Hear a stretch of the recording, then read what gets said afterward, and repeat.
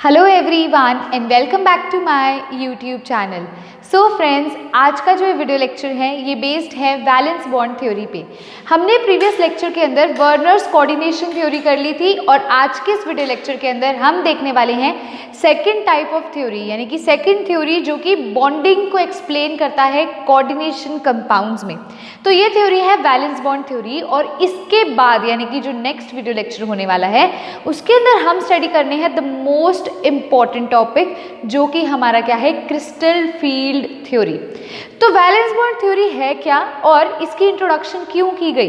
जैसे कि आप सबको याद है वर्नर्स थ्योरी यानी कि वर्नर्स कोऑर्डिनेशन थ्योरी हमें क्या बताती थी, हमें एक्सप्लेन करती थी भी कोई सेंट्रल मेटल एटम है वो दो तरह की वैलेंसी को एग्जिबिट करता है। एक होता है प्राइमरी वैलेंसी, एक होता है सेकेंडरी वैलेंसी। प्राइमरी वैलेंसी हमारी ऑक्सीडेशन स्टेट को रिप्रेजेंट करती थी और सेकेंडरी वैलेंसी कोऑर्डिनेशन नंबर के बारे में बताती थी। वर्नर ने ये भी एक्सप्लेन किया भी हम प्राइमरी वैलेंसी और सेकेंडरी वैलेंसी की हेल्प से ज्योमेट्री डिटरमाइन कर सकते हैं, लेकिन सारे कॉम्प्लेक्सेस के अंदर उसने हमें ये चीज़ एक्सप्लेन नहीं करी। साथ ही साथ वर्नर की ये भी लिमिटेशन रही भी वो मैग्नेटिक मूवमेंट को एक्सप्लेन नहीं कर पाया। तो अब उसी लिमिटेशंस को पूरा करने के लिए आई है वैलेंस बॉन्ड थ्योरी। अब हम करने लगे हैं वैलेंस बॉन्ड थ्योरी यानी कि वीबीटी भी जिसे कहा जाता है। तो सबसे पहले हम इसके पोस्टुलेट्स देखेंगे और ये समझेंगे भी वैलेंस बॉन्ड थ्योरी में वो हमें एक्सप्लेन क्या करना चाहता है, बॉन्डिंग को कैसे समझाना चाहता है। तो वीडियो पे चलने से पहले अगर किसी स्टूडेंट ने चैनल को सब्सक्राइब नहीं किया है एंड चैनल को सब्सक्राइब करना चाहते हैं तो मेरे चैनल का नाम है शौर्या ग्रोवर और जस्ट मेरे वीडियो के नीचे आपको बेल आइकन का ऑप्शन मिलेगा। बेल आइकन को प्रेस करेंगे तो नेक्स्ट वीडियो की नोटिफिकेशन आपकी स्क्रीन पर खुद ब खुद आ जाएगी। अब जैसे कि मैंने बोला वैलेंस बॉन्ड थ्योरी, तो हेडिंग डालेंगे वैलेंस बॉन्ड थ्योरी या फिर आप इसे कह सकते हैं VBT. VBT valence bond theory क्या एक्सप्लेन करती है, ध्यान से समझिएगा। अभी तक मैंने आपको ये बताया था जो जनरल आपको कोऑर्डिनेशन कंपाउंड्स की जब मैंने डेफिनेशन बताई तो मैंने क्या डेफिनेशन बताई, मैंने कहा सेंट्रल मेटल एटम जो है उसके पास होते हैं वेकेंट ऑर्बिटल्स। उसके पास क्या होते हैं, वेकेंट ऑर्बिटल्स, और लीगेंट क्या करता है उसको अपने lone pair of electrons donate करता है क्योंकि लीगेंट के पास होते हैं इलेक्ट्रॉन्स। तो लीगेंट का काम है उसको डोनेट करना और वो इलेक्ट्रॉन्स उसके वेकेंट ऑर्बिटल्स में जाएंगे और इनमें बन जाएगा एक कोऑर्डिनेट बॉन्ड। अब वैलेंस बॉन्ड थ्योरी क्या एक्सप्लेन करती है, वैलेंस बॉन्ड थ्योरी हमें ये स्टेट करती है बी जो जो कोऑर्डिनेशन नंबर होता है हमारे लीगेंट्स का। देखो कोऑर्डिनेशन नंबर, अब अगर मैं इसका कॉम्प्लेक्स बनाना चाहूँ तो क्या कॉम्प्लेक्स बनेगा, central metal atom, ligand, number of ligand और ऐसे ये कुछ इस प्रकार का कॉम्प्लेक्स बनता है, मानते हो। इसके बाहर आयोनाइजेबल आयंस होते हैं। वैलेंस बॉन्ड थ्योरी का सबसे पहला पोस्टुलेट ये है, वो ये कहता है भी नंबर ऑफ जो लीगेंट्स होते हैं यानी कि जो कोऑर्डिनेशन नंबर है, अगर हमें हमारे कॉम्प्लेक्स का कोऑर्डिनेशन नंबर पता है तो जो सेंट्रल मेटल एटम है उसको उतने ही वेकेंट ऑर्बिटल्स रखने होंगे ताकि क्या होंगे, उनमें इलेक्ट्रॉन्स आकर उसमें बॉन्डिंग में पार्टिसिपेट कर सके। मैं क्या कहना चाह रही हूँ भी central metal atom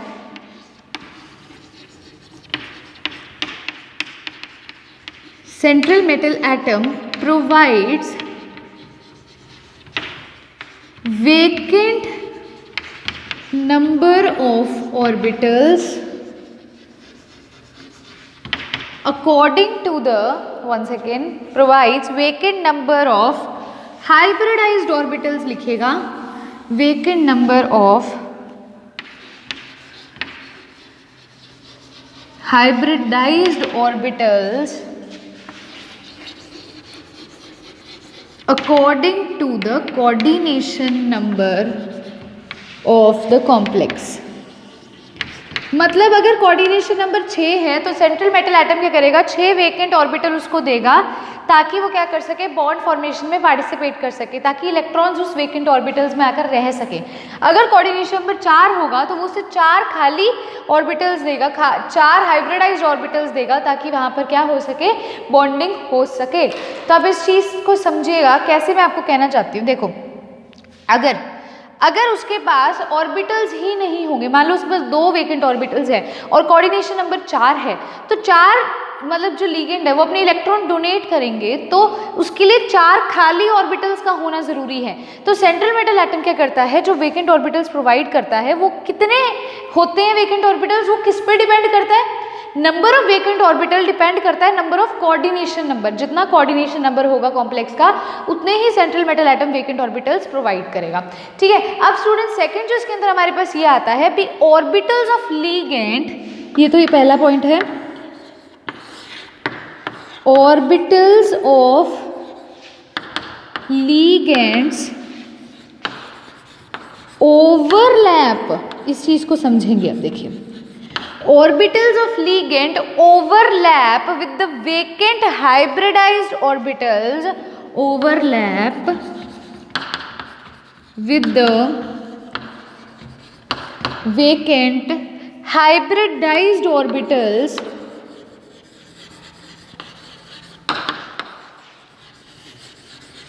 of the central metal atom। ध्यान से इस चीज को देखिए, क्या होता है, लिगेंड्स के पास है इलेक्ट्रॉन्स, सेंट्रल मेटल एटम खाली है। अब अगर 4 लिगेंड्स आ रहे हैं तो सेंट्रल मेटल एटम क्या कर रहा है, 4 वेकेंट ऑर्बिटल्स दे रहा है। अब जब लिगेंड आया, अब लिगेंड और सेंट्रल मेटल एटम में बॉन्ड कैसे बनता है, ओवरलैपिंग की वजह से बनता है।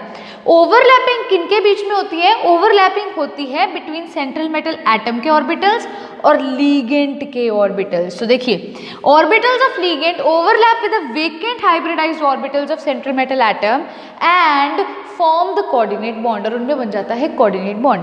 तो आपको इस चीज को समझना होगा, कोऑर्डिनेशन कंपाउंड्स की जब मैंने डेफिनेशन लिखवाई थी, मैंने आपको बोला था the complex formed when central metal atom accepts electrons from the ligand in their vacant orbitals. जब सेंट्रल मेटल एटम क्या करता है, अपने वेकेंट ऑर्बिटल्स में इलेक्ट्रॉन्स को एक्सेप्ट करता है लिगेंड से। वैलेंस बॉन्ड थ्योरी ने उसी को मॉडिफाई करके ये बताया भी सेंट्रल मेटल एटम उतने वेकेंट नंबर ऑफ ऑर्बिटल्स देगा जितना कोऑर्डिनेशन नंबर होगा।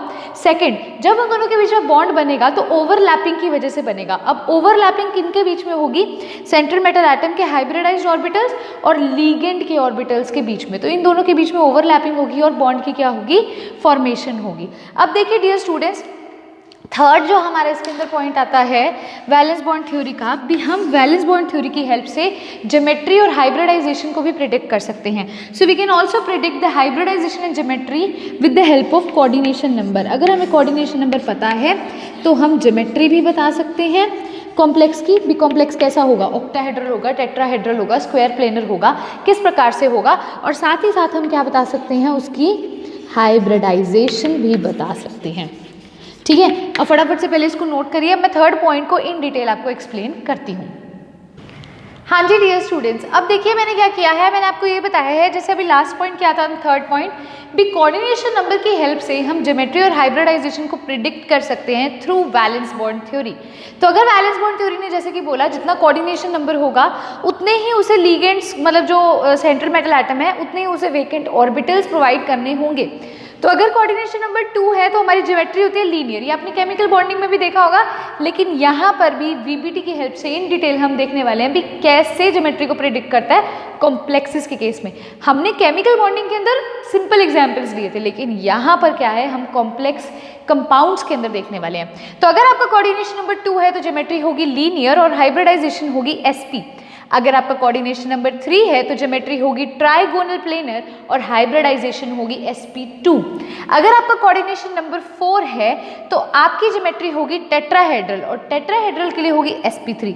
या फिर कोऑर्डिनेशन नंबर 4 में 2 तरह की होती है ज्योमेट्री, एक होती है टेट्राहेड्रल, एक होती है स्क्वायर प्लेनर। टेट्राहेड्रल के लिए है sp3 हाइब्रिडाइजेशन और स्क्वायर प्लेनर के लिए है dsp2। क्या है, dsp2। उसके बाद है भी, अगर आपका कोऑर्डिनेशन नंबर 5 है तो आपकी ज्योमेट्री होगी ट्राइगोनल बाइपिरामिडल। क्या होगी, ट्राइगोनल बाइपिरामिडल। और हाइब्रिडाइजेशन क्या होगी, sp3d होगी।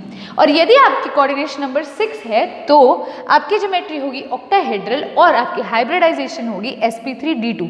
इसे इन डिटेल भी हम स्टडी करेंगे। लेकिन डियर स्टूडेंट्स, एक और चीज़ आपको बता देती हूँ, ये तो हमारे थर्ड पॉइंट को मैंने लिख दिया। अब जो हमारा नेक्स्ट पॉइंट आता है वो ये आता है VBT helps us to explain the magnetic movement. अब वैलेंस बॉन्ड थ्योरी क्या करती है, हमें मैग्नेटिक मूवमेंट को भी एक्सप्लेन करती है, जो कि हमारी जो प्रीवियस थी वर्नर्स कोऑर्डिनेशन थ्योरी वो नहीं कर पाई थी। तो लिखेंगे fourth point, VBT helps us to explain, fourth point हम लिखेंगे VBT यानी कि valence bond theory helps us to explain, हमें क्या एक्सप्लेन करने में मदद करता है, एक्सप्लेन द मैग्नेटिक मोमेंट।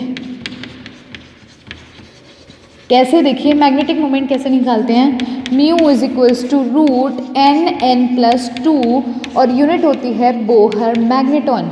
अब n क्या होता है, n होता है number of unpaired electrons. n क्या होता है, number of unpaired electrons.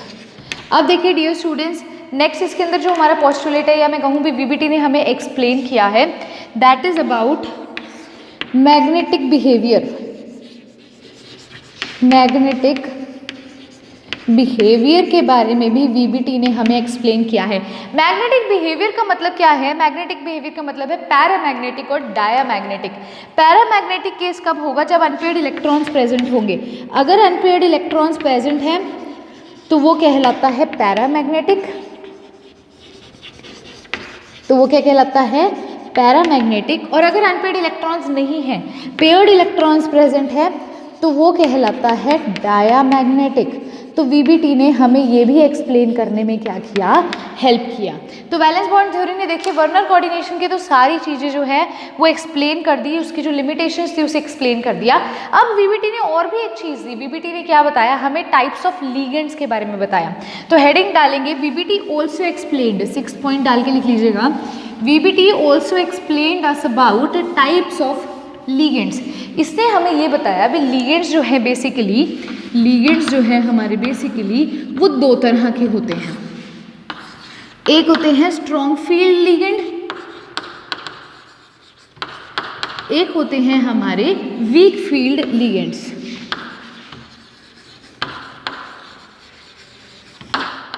Strong field ligand अगर आपको कभी देखने को मिल जाता है तो स्ट्रॉन्ग फील्ड लिगेंड क्या होता है, स्ट्रॉन्ग फील्ड लिगेंड अगर होगा, मतलब मैं अभी आपको स्ट्रेंथ लिखवाऊंगी लिगेंड्स की, कोई स्ट्रॉन्ग फील्ड है तो कोई वीक फील्ड लिगेंड है। स्ट्रॉन्ग फील्ड लिगेंड है तो बेसिकली क्या होगा, वहाँ पर पेयरिंग अकर होगी, पेयरिंग विल अकर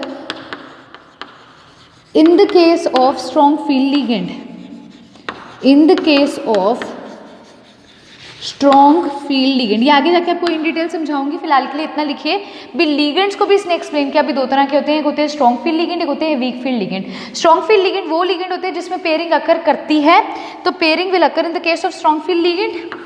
और वीक फील्ड में नो पेयरिंग अकर, जिसमें कोई पेयरिंग नहीं होती, इसमें क्या होता है, कोई पेयरिंग अकर नहीं करती। VBT ने हमें साथ ही साथ, इनको भी मैं स्ट्रेंथ लिखवाती हूँ, स्ट्रेंथ का ऑर्डर, VBT ने साथ के साथ हमें ये भी एक्सप्लेन किया भी इनर ऑर्बिटल कॉम्प्लेक्स भी होते हैं और आउटर ऑर्बिटल कॉम्प्लेक्स भी होते हैं। इनर ऑर्बिटल कॉम्प्लेक्स होते हैं जब हमारे इलेक्ट्रॉन्स जो है वो 3D सबशेल के अंदर जाते हैं, और आउटर ऑर्बिटल्स वो होते हैं जिसके अंदर जब हमारे इलेक्ट्रॉन्स 4D में जाते हैं।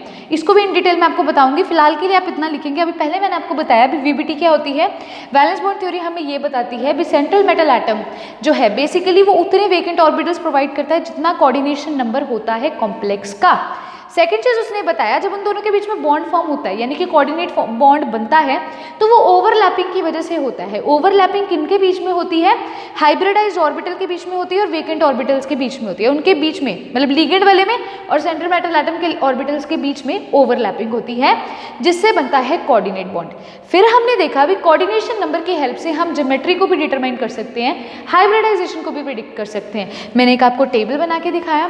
फिर मैंने लिखा भी VBT ने क्या किया, VBT जो है on the amount of unpaired electrons हमें मैग्नेटिक मूवमेंट को भी एक्सप्लेन करती है।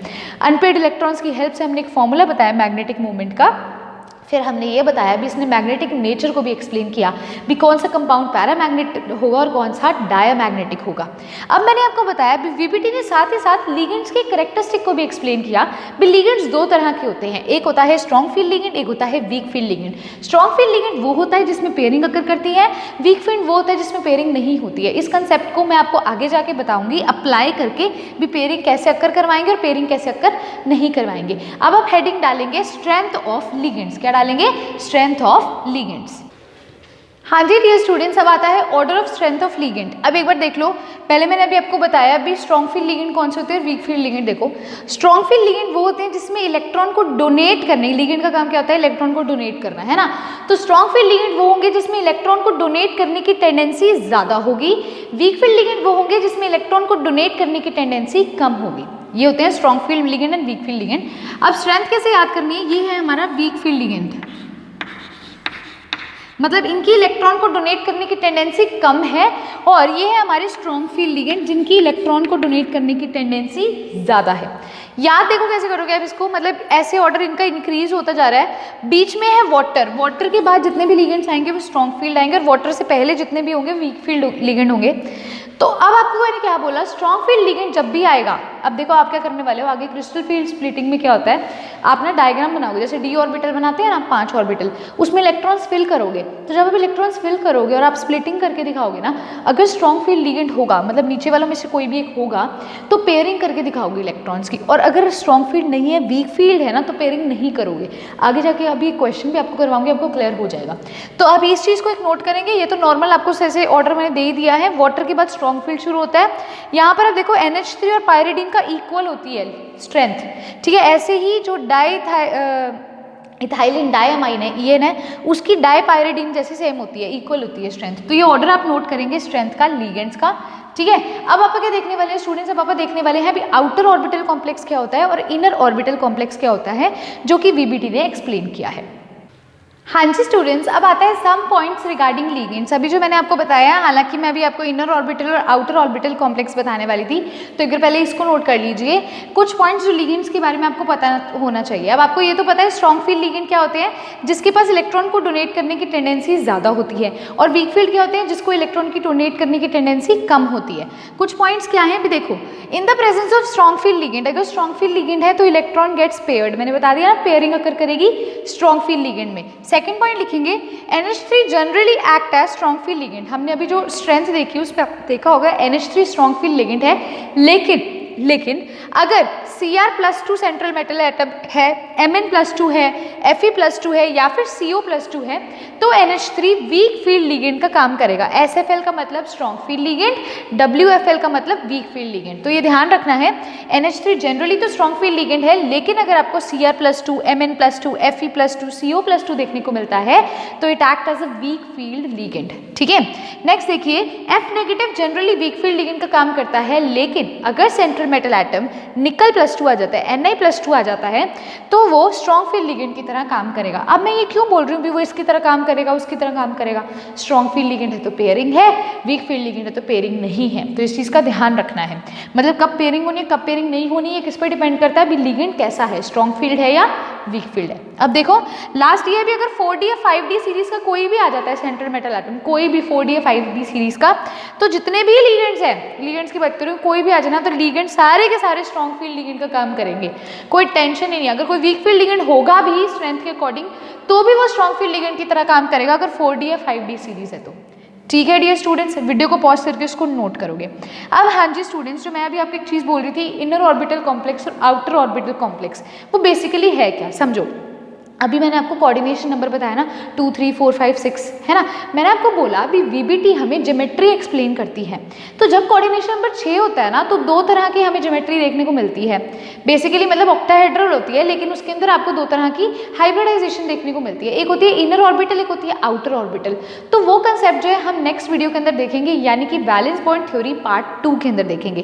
पार्ट नंबर 1 में हमने आज सिर्फ यही देखा भी वैलेंस बॉन्ड थ्योरी क्या होती है, उसके पोस्टुलेट्स क्या होते हैं, लिगेंड्स की टाइप्स क्या होती हैं, लिगेंड्स की स्ट्रेंथ क्या होती है। नेक्स्ट वीडियो लेक्चर के अंदर हम वैलेंस बॉन्ड थ्योरी की हेल्प से ज्योमेट्री को डिटरमाइन करेंगे, यानी कि हम देखेंगे कोऑर्डिनेशन नंबर 6 में किस प्रकार की हाइब्रिडाइजेशन है, किस प्रकार की ज्योमेट्री है कॉम्प्लेक्स की हेल्प से, और कोऑर्डिनेशन नंबर 4 में, कोऑर्डिनेशन नंबर 5 में।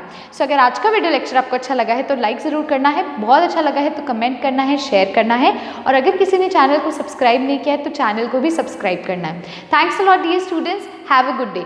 एक और चीज़, इसकी कोई DPP नहीं है, थ्योरेटिकल पोर्शन है तो DPP नहीं है। नेक्स्ट वीडियो लेक्चर के अंदर DPP में आपको ज़रूर मिलेगी, क्योंकि उसमें हम ज्योमेट्री निकालने वाले हैं कॉम्प्लेक्सेस की, तो बहुत सारे क्वेश्चंस होंगे। Thanks a lot dear students.